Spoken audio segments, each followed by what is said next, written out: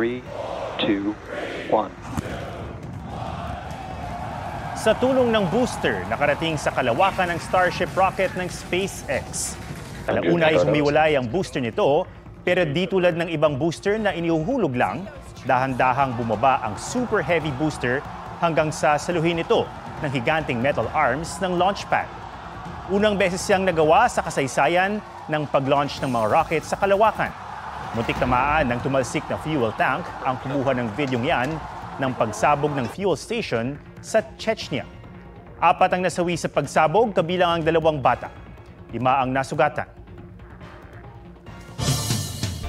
Halos 24 oras nang nawawala ang 2 bata nang matagpuan sila sa loob ng isang abandonadong sasakyan sa La Paz, Iloilo. Ang isa sa mga bata, nagpaalam daw na kukunin ang kanyang laruan sa labas ng kanilang bahay.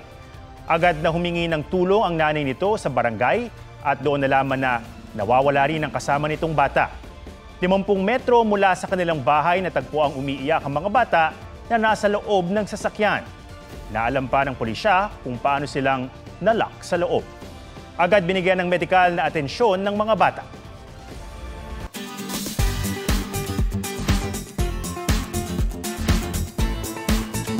Ang plinanong romantic moment sa proposal nauwi sa tawanan dahil sa isang pagkakamali ng boyfriend. Pusuan na yan sa report ni Oscar Oida. Sa Sea of Clouds, feels ay not cloudy. Nabalot kasi ito ng halakhak. Hindi lang basta kilig, kundi kantsaw na rin sa jowang kinabahan sa wedding proposal na hindi na talaga malilimutan.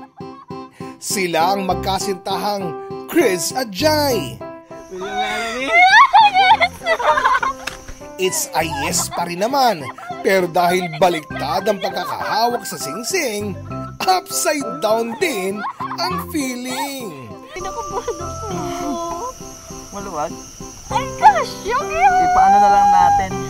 Hilig nila na mag-hike at may target ng bundok si Chris para mag-propose.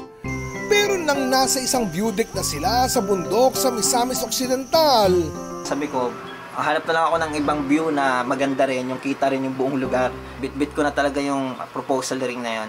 Nagmamadali siya, baka kasi iniisip niya na lumingon ako. Doon ako napaturo na baligtad yung singsing. Kaya parang yung reaction ko na hindi ko rin ina-expect. umapaw rin sa million views ang video nila.